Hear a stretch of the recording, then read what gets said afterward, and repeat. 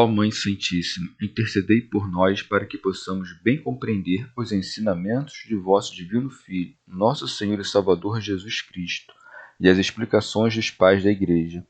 Ó Virgem Imaculada, ofereço-vos este trabalho e peço que abençoais aqueles que o ouvirem, e que seja para a maior honra e glória de Deus. Amém.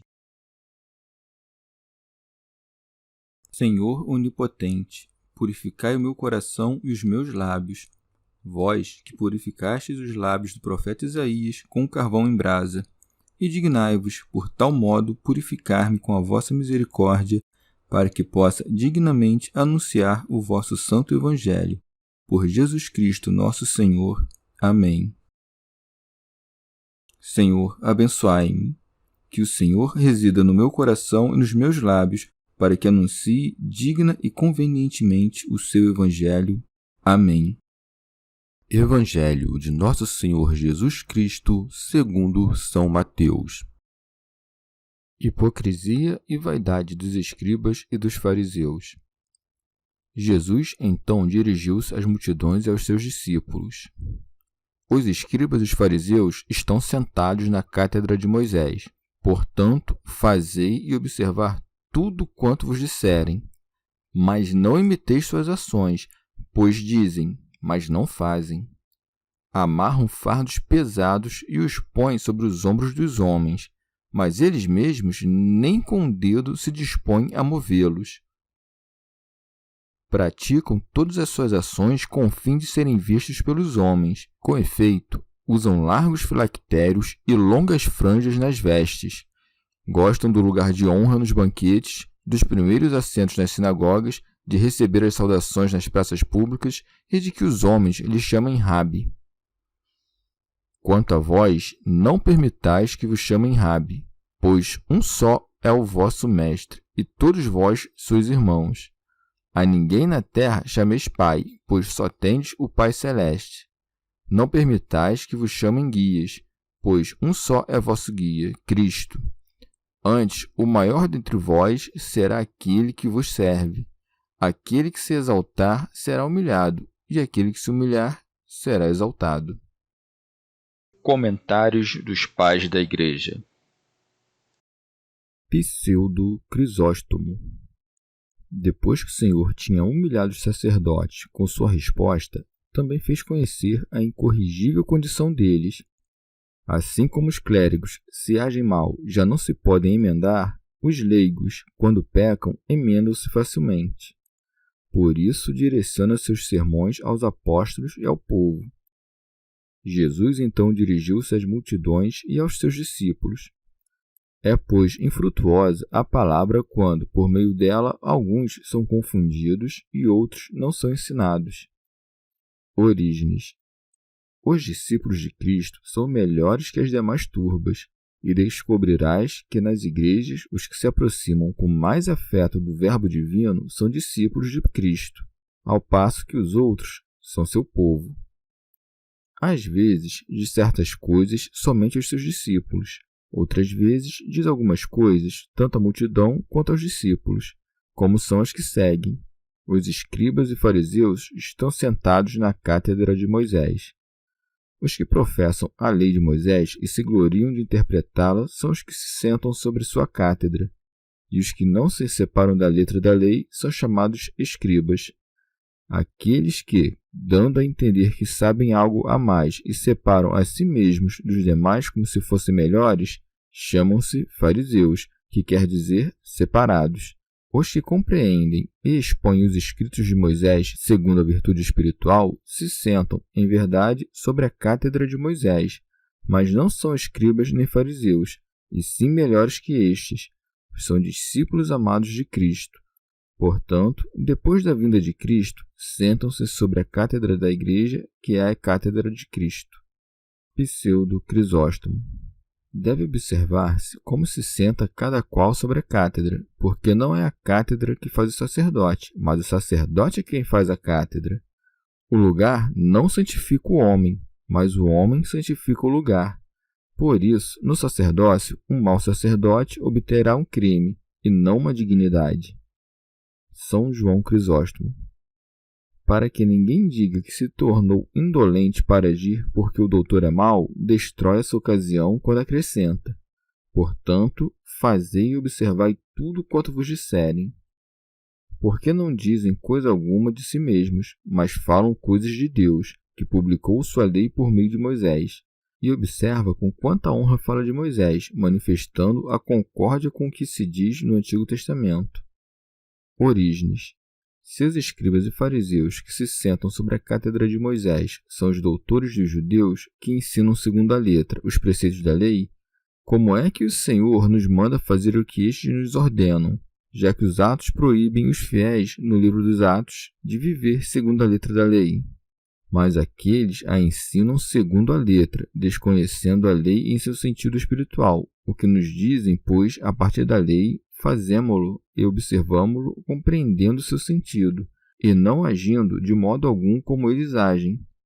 Eles não agem como a lei ensina, nem compreendem que existe um véu sobre a letra da lei. Ou, quando ouvires a palavra tudo, não a tomes no sentido de todos os preceitos da lei, porque muitos tratam de alimentos, vítimas de sacrifícios e outras coisas semelhantes, mas apenas no sentido das coisas que corrigem os costumes. E como é que não mandou a mesma coisa acerca da lei da graça, mas somente acerca da lei de Moisés? Porque não era tempo de dar a conhecer os preceitos da nova lei antes da sua paixão. Também a mim parece que disse isso prevendo algo mais. Como iria acusar os escribas e os fariseus na sequência de seu discurso, para que não parecesse que desejava a autoridade destes entre os ignorantes, ou que fazia isso por inimizade, primeiramente retira de si toda a suspeita, e depois começa a repreendê-los, com o desígnio de que as multidões não caiam nos mesmos vícios e para que não pensassem que, pelo fato de deverem ouvi-los, deveriam imitá-los em suas ações, acrescenta: mas não imiteis suas ações. O que poderia existir de mais miserável do que um doutor que tem discípulos que se salvam quando não o seguem e que se condenam quando o imitam? Pseudo Crisóstomo. Assim como o ouro se extrai da terra e a abandona, que os ouvintes recebam a doutrina e abandonem as ações. Frequentemente, do homem mau procede uma boa doutrina. E assim como os sacerdotes julgam preferível ensinar os maus por causa dos bons, e por causa dos maus negligenciar os bons, do mesmo modo os súditos, por causa dos bons sacerdotes, devem honrar também os maus, para que, por causa dos maus, os bons não sejam também desprezados. É melhor, pois, prestar honras injustas aos maus que subtrair honras justas aos bons. São João Crisóstomo. Considera também como começa a repreendê-los, pois segue-se, pois dizem, mas não fazem. Especialmente é digno de censura aquele que, tendo a autoridade da doutrina, viola a lei. Em primeiro lugar, porque peca aquele que deve corrigir os outros. Em segundo lugar, porque pecando é digno de maior pena devido à sua honra. Em terceiro lugar, porque corrompe mais pecando. O que peca é digno de maior castigo, quanto maior é sua dignidade. E em quarto lugar, porque corrompe mais, uma vez que peca na condição de doutor. Ademais, repreende também aqueles porque são duros para os que lhes são subordinados. Por isso prossegue: amarram fardos pesados. Nisto dá a conhecer sua malícia dupla, uma porque exigem dos que lhes estão submetidos, sem concessões, a mais alta diligência na vida. A outra porque concedem uma grande liberdade desregrada a si mesmos, mas convém que o bom chefe se comporte da maneira contrária, procedendo como juiz inexorável nas coisas pessoais, e que seja manso na dos seus subordinados. Observe-se, pois, como agrava sua repreensão. Não disse que não podem, mas que não querem, nem disse levar, mas mover com o dedo, isto é, nem mesmo aproximar-se nem tocar. Pseudo Crisóstomo. Indubitavelmente, chama essas observâncias da lei de cargas pesadas e insuportáveis, no que diz respeito aos fariseus e aos escribas, de quem está falando e sobre quem fala Pedro. Por que tentais agora a Deus, impondo um jugo sobre as cervizes dos discípulos que nem nossos pais nem nós podemos suportar? Porque alguns, ao recomendar aos seus ouvintes com falsas razões os fardos da lei, atavam-nos como que concorrentes sobre os ombros de seus corações, a fim de que, acreditando-se obrigados pelo vínculo da razão, não se atrevessem a lançar para longe semelhantes correntes. Mas estes não cumpriam nenhuma de suas obrigações, e não digo em sentido completo, mas nem sequer superficialmente, ou seja, nem tocando com os dedos. Comentário de São Tomás de Aquino em forma de glosa. Ou atam fardos, isto é, recolhem de todas as partes essas tradições que, longe de elevar a consciência, sobrecarregam-na. São Jerônimo. Os ombros, os dedos, os fardos e os laços com que são atadas as cargas dos que se veem oprimidos devem tomar-se em sentido espiritual. Aqui também fala o Senhor em geral contra todos os mestres que ordenam coisas grandes e não fazem sequer o mínimo. Pseudo Crisóstomo. Tais são os que impõem um grande peso sobre os que fazem penitência e, assim, enquanto se foge da pena presente, menospreza-se a pena futura. Portanto, se colocas um grande fardo sobre os ombros de um jovem que não o pode levar, ele terá necessidade ou de rejeitar a carga ou quebrar-se-á sob ela. Assim também, com o homem a quem se lhe imponha uma penitência grave, sucederá ou que a abandone ou, se a aceita, mas não pode levá-la, que, escandalizado, peque mais. Além disso, mesmo que erremos impondo uma penitência módica, não é melhor prestar contas por causa da misericórdia que por causa da crueldade? Onde o pai de família é generoso, o administrador não deve ser inflexível. Se Deus é benigno, por que seu sacerdote será cruel? Queres parecer santo? Sê austero no que toca à tua vida e benigno no que toca a dos demais. Que os homens te ouçam ordenando coisas pequenas e fazendo coisas grandes. Tal é, por outro lado, o sacerdote que consigo é indulgente e com os demais é exigente. Ele é como o mau cobrador de impostos numa cidade, que alivia a si mesmo e onera os contribuintes. São João Crisóstomo. O Senhor acusara acima os escribas e os fariseus de crueldade e negligência. Consequentemente, acusa-os de vanglória, coisa que os faz afastarem-se de Deus. Por isso disse: praticam todas as suas ações com o fim de serem vistos pelos homens. Pseudo Crisóstomo. Em todas as coisas nasce algo que as extermina, assim como o verme na madeira e a traça no vestido. Por isso, o demônio se esforça em corromper o ministério dos sacerdotes, que foram estabelecidos para a edificação da santidade, de modo que este mesmo bem, enquanto é constituído por causa dos homens, transforme-se em um mal. Extirpemos este vício do clero e tudo será corrigido.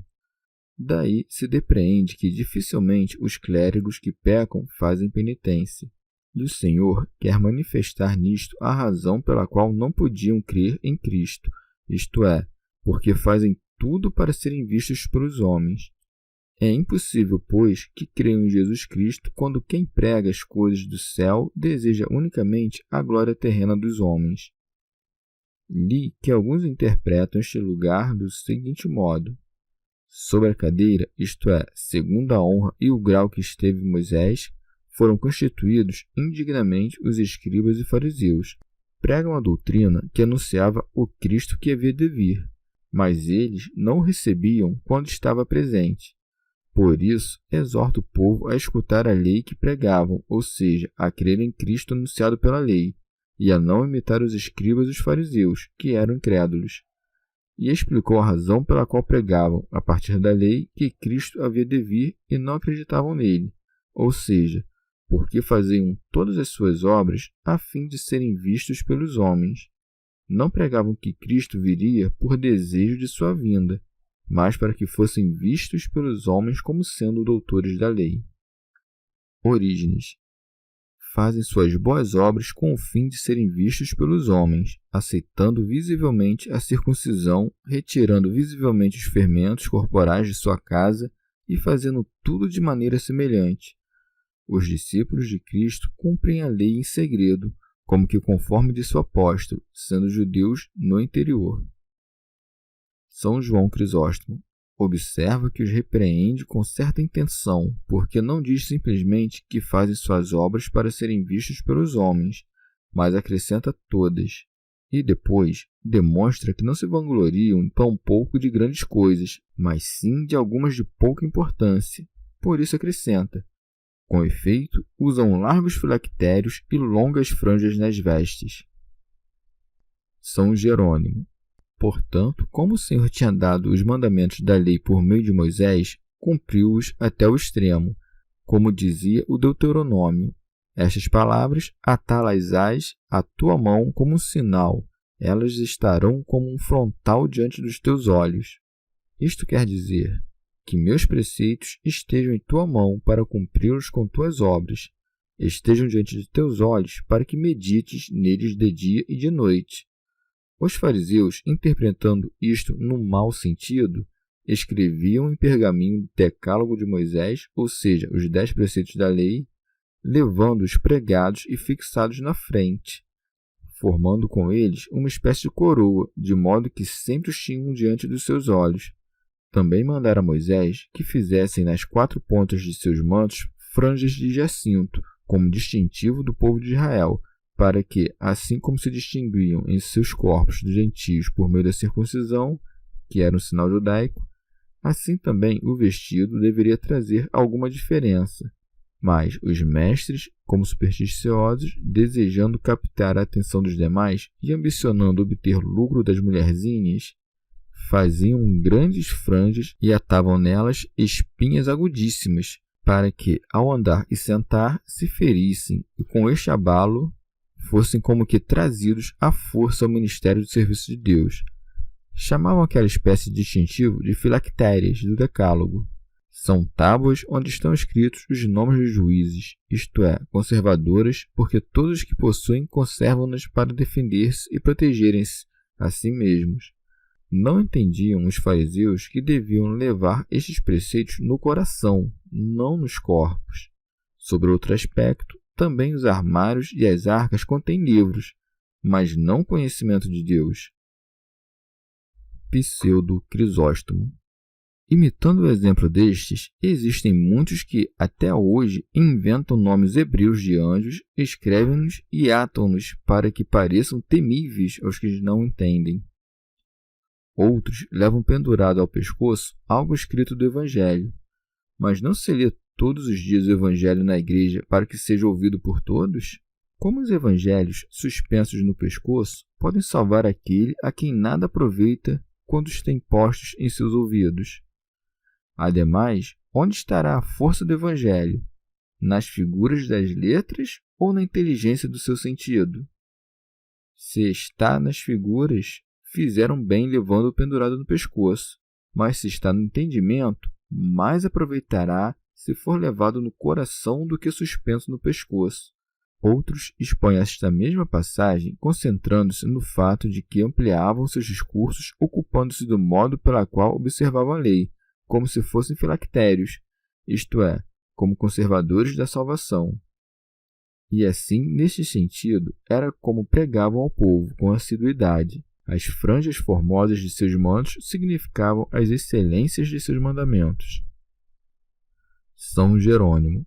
Como dilatavam em vão as filactérias e faziam maiores suas franjas, desejando as glórias dos homens, consequentemente, são acusados em tudo mais. Por isso é dito: gostam do lugar de honra nos banquetes, dos primeiros assentos nas sinagogas. Rábano Mauro. Deve-se notar que não proíbe que sejam saudados na praça, que ocupem ou se sentem nos primeiros postos aqueles a quem isto convém pela condição de seu ofício, mas nos ensina, sim, que nos guardemos, tal como dos corruptos, daqueles que exigem injustamente dos fiéis todas essas coisas, tenham ou não direito a elas. Pseudo Crisóstomo. Não repreende aqueles que ocupam os primeiros lugares, senão os que os amam. A repreensão refere-se ao desejo, não ao fato. Humilha-se, pois, sem motivo aquele que deixa de lado o lugar, mas dá preferência a si mesmo no coração. Há aquele que se jacta ouvindo que é louvável colocar no último lugar, e por isso se senta depois de todos. e não só não abandona a arrogância do seu coração, mas também adquire a vanglória da humildade, como que quer parecer justo e ser visto como humilde. Existem muitos que, sendo soberbos, colocam seus corpos nos últimos lugares, pelo orgulho de seu coração, parecem que se sentam no lugar principal. E também existem muitos humildes que se sentam nos primeiros postos e, em sua consciência, estão convencidos de estar no último. São João Crisóstomo. Vê onde iluminava a vanglória deles, nas sinagogas onde entravam para dirigir os demais. Que se conduzissem deste modo nas ceias era todavia tolerável, mesmo quando convém que o doutor seja admirado não só na igreja, mas em todas as partes. Se, no entanto, amar tais coisas merece censura, quanto pior será alguém buscá-las. Pseudo Crisóstomo.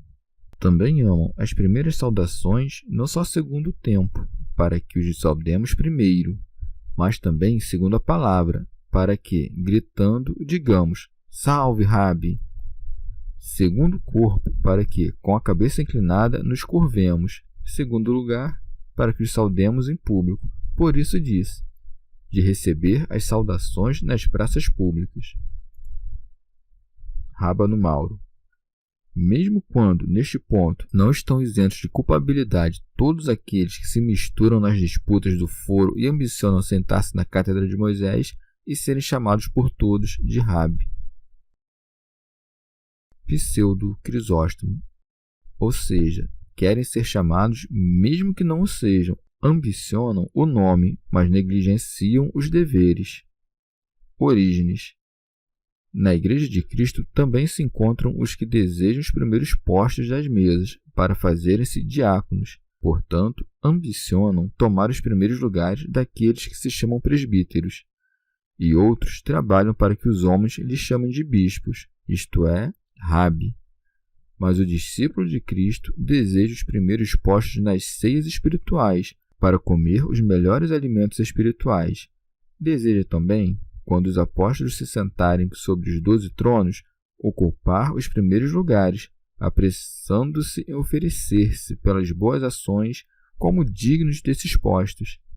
Deseja também as saudações que se fazem nas reuniões celestes, isto é, nas reuniões celestiais dos primogênitos. Não desejam ser chamados de mestres, nem pelos homens, nem por nenhuma outra criatura, quando são justos, porque só existe um único mestre de todos. Por isto segue.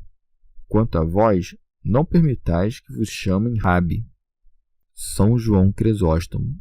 Ou, de outro modo, repreendia os fariseus por tudo aquilo, mas deixava de lado algumas coisas pequenas e de pouca importância, como se seus discípulos não necessitassem ser instruídos sobre elas. Mas o que era a causa de todos os males, isto é, almejar a cátedra do Mestre, isto é colocado em máxima evidência para que os discípulos sejam instruídos, por isso acrescenta: quanto a vós, não permitais que vos chamem Rabi, pois um só é o vosso Mestre. Pseudo Crisóstomo. Como se dissesse, não queirais ser chamados Rabi, para que não usurpem para si o que é devido a Deus. Não queirais chamar também os outros de Rabi, para não atribuir aos homens a honra divina. Um único é o mestre de todos, que naturalmente ensina a todos. Se, pois, um homem ensinasse o outro, todos os homens que tivessem doutores aprenderiam. Agora, no entanto, como não é o homem que ensina, mas Deus, muitos são ensinados, mas poucos aprendem. Pois não é o homem que, ensinando, concede o intelecto ao outro homem, mas, recebendo-o de Deus, coloca-o em atividade pela admoestação. Santo Hilário de Poitiers. E para que os discípulos tenham presente que são filhos de um só Pai e que, por efeito de um novo nascimento, ultrapassaram os limites de sua origem terrena, acrescenta: e todos vós sois irmãos. São Jerônimo. Todos os homens podem ser ditos irmãos por afeto, e isto pode ser de duas formas, a especial e a comum. Especial porque todos os cristãos se chamam irmãos, geral porque todos os homens procedem de um só Pai e vivem unidos a nós como mãos. prossegue: a ninguém na terra chameis pai. Pseudo Crisóstomo. Ainda que no mundo um homem gere outro homem, entretanto há um só Pai que criou a todos. Não temos, então, o princípio de nossa vida em nossos pais, mas unicamente recebemos deles a ação de passar a vida. Orígenes. E quem é que não chama homem algum de pai na terra? Aquele que em todos os atos praticados de acordo com Deus diz: Pai nosso que estás nos céus. Comentário de São Tomás de Aquino em forma de glosa. E como dava a entender que Deus era Pai de todos, porque diz que estás nos céus, quer expor quem é o Mestre de todos. Por isso repete novamente o preceito do Mestre, dizendo: nem permitais que vos chamem guias, pois um só é vosso guia, Cristo. São João Crisóstomo. Quando se diz que Cristo é o Mestre, não se exclui o Pai, assim como, quando se diz de Deus Pai Nosso, não se exclui Cristo, que é Pai dos homens. São Jerônimo. Pergunta-se por qual motivo o apóstolo diz ser o doutor das gentes em contraposição ao que aqui se ordena, e por qual motivo nos mosteiros chamam-se de maneira corriqueira uns aos outros de pais. A isto se responde que uma coisa é ser pai ou mestre por natureza, e outra é sê-lo por indulgência.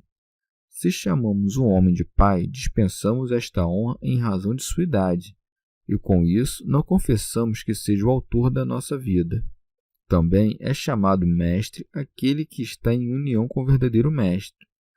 E para não repetir isto muitas vezes, do mesmo modo que, tendo um só Deus por natureza e um só Filho, nada obsta que haja muitos que por adoção se chamem deuses ou filhos. Assim, o ter um único Pai e Mestre não impede que haja outros muitos que, por abuso, sejam chamados de pais e mestres. São João Crisóstomo. Não só proíbe o Senhor que se cobice os primeiros postos, mas quer induzir o ouvinte a fazer o contrário. Por isso acrescenta: antes, o maior dentre vós será aquele que vos serve. Orígenes. Ou de outro modo, e se alguém oferece a palavra divina, sabendo que Cristo produz frutos nele, não se proclama abertamente como mestre, mas sim como ministro. Por isso segue-se: o maior dentre vós será aquele que vos serve. Porque o próprio Cristo, sendo verdadeiramente mestre, apresentou-se como ministro, quando dizia: pois eu estou no meio de vós como um que serve. Depois de tudo, acrescentou de modo conveniente para aqueles aos quais proibiu o desejo da vanglória: aquele que se exaltar será humilhado, e o que se humilhar será exaltado. Remígio de Auxerre. Que se deve entender do seguinte modo: todo aquele que se exalta por seus próprios méritos será humilhado perante Deus, mas quem se humilhar em relação aos benefícios que tiver prestado será exaltado junto de Deus. Chegamos ao fim de mais um dia de comentários da Catena Áurea. Muito obrigado por ficarem até aqui, que Nossa Senhora derrame suas graças sobre nós e até amanhã.